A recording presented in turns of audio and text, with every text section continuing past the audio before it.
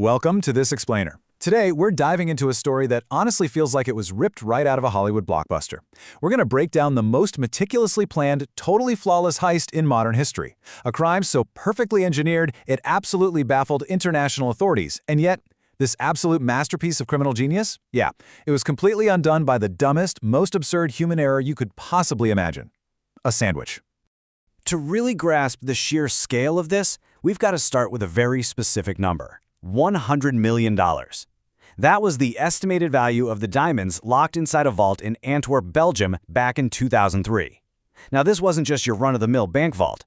This place was universally known as the impenetrable fortress. People genuinely believed it was literally impossible to break into. The stakes, sky high. The prize, absolutely legendary. So here is the $100 million question we're going to answer. How do you bypass the most sophisticated security system on the planet, swipe that much wealth, and just walk away?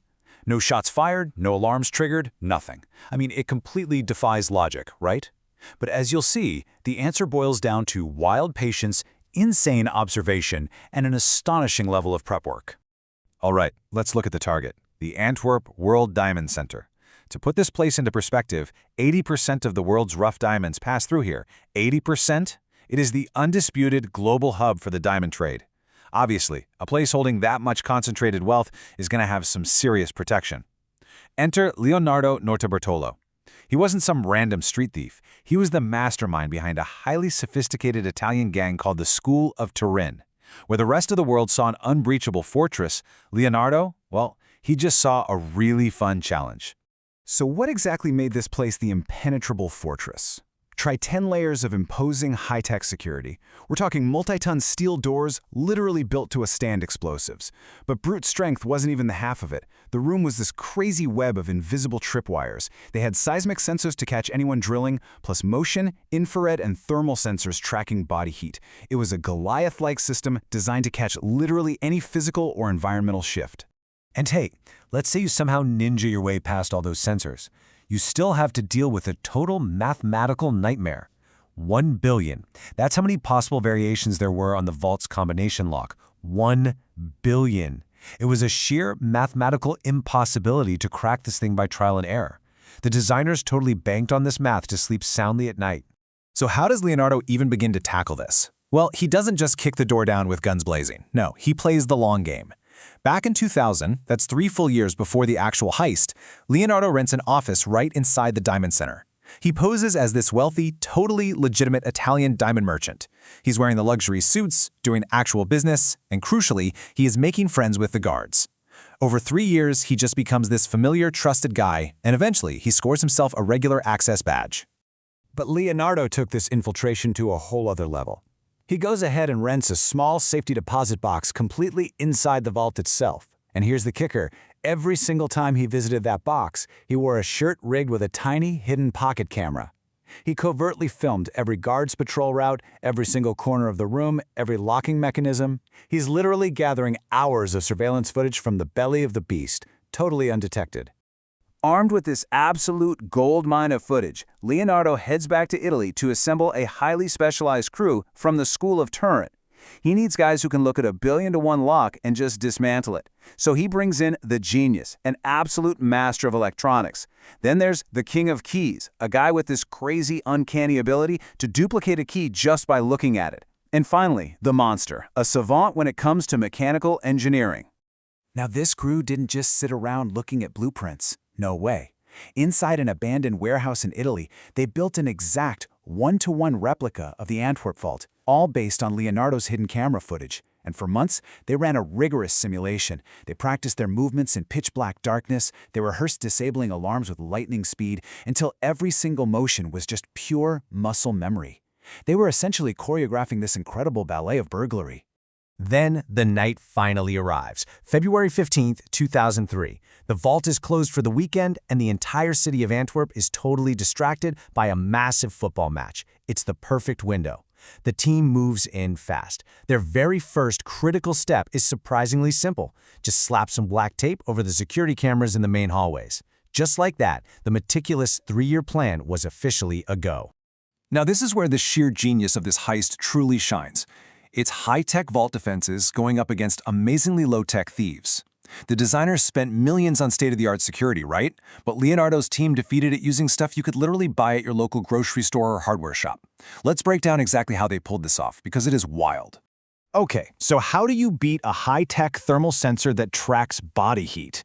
Shockingly, they just sprayed the sensors with a standard can of women's hairspray. Yep, hairspray. It created this temporary insulating layer that completely blinded the heat detection. What about the magnetic field securing the vault doors? The genius slapped a custom-made steel plate on it to trick the magnetic field into staying connected even while the door was wide open. And those multi-ton steel doors with the billion variation combination, they simply unlocked them using the keys duplicated by the King of Keys, combined with the exact code Leonardo had successfully memorized over his 3 years of visits. Using these surprisingly simple methods, they cracked open 123 separate safety deposit boxes. It was, by all definitions, the absolute perfect crime. The crew packed their bags with heavy loads of rough diamonds, gold, and massive stacks of cash.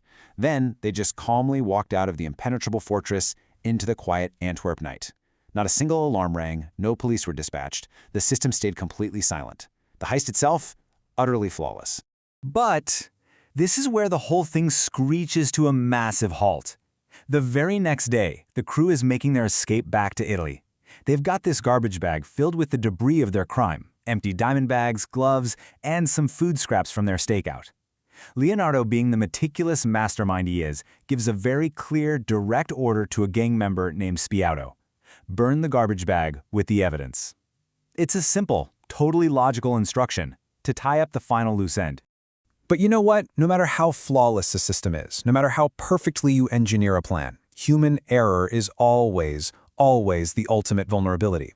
Speedo, holding this bag of damning evidence, just suffers a sudden attack of pure panic. Instead of taking the time to find a remote area and actually burn the bag to ashes like he was told, he just chucks it into some bushes by the side of the highway and bolts. The weakest link in this billion-dollar chain wasn't a fancy sensor, it was a highly anxious getaway driver. It is truly astonishing how fast a 3-year masterpiece can just unravel. Let's look at the timeline. Day 1, the bag gets dumped. By day 2, the owner of that land, who happens to be a local Belgian man who absolutely despises littering, spots the garbage on his property and is furious. He calls the police to report illegal dumping. Day 3, investigators are sifting through the trash and find receipts directly linking to the Antwerp World Diamond Center, a place that is currently in full-blown panic mode over the heist.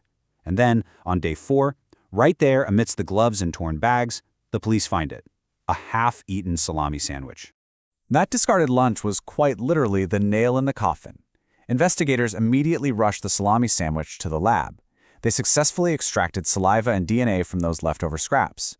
They ran it through their databases, and boom, it came back as a perfect, undeniable match to the wealthy Italian diamond merchant who'd rented an office in the building. Yep, Leonardo Notarbartolo. The most sophisticated heist in human history was ultimately solved by a piece of garbage. The aftermath was swift. Leonardo was arrested, tried, and slapped with a 10-year prison sentence. The rest of the School of Turin crew, they were eventually tracked down and caught as well. The law won the day, all thanks to a disgruntled landowner who just really hated littering. Now, Leonardo served his time, and today he actually walks free. The perpetrators paid the price for their crime. But before we wrap up this explainer, there's one final lingering mystery that still baffles the world today. Where are the $100 million in diamonds? Because despite all those arrests, the stolen loot has never been found. Not a single diamond was recovered. A lot of people think that massive fortune is still hidden away somewhere, just waiting for the mastermind to finally enjoy the fruits of his perfect crime. A crime that would have been entirely flawless, if not for a salami sandwich. So what do you think? Did Leonardo stash it away for a rainy day?